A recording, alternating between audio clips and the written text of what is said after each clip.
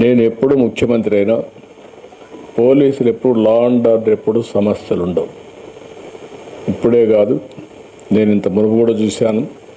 అటు ఇటు కొంతమంది కుప్పిగంతులు వేయాలనుకున్నా ఎవడ ఆటలు సాగవు.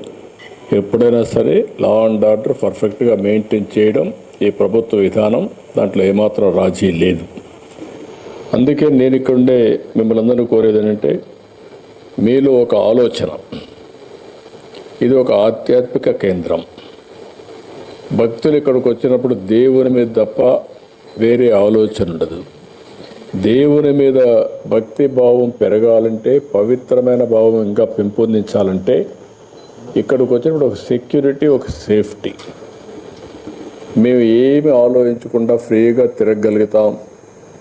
ఇక్కడ ఎలాంటి అవకతవకలు జరగవు.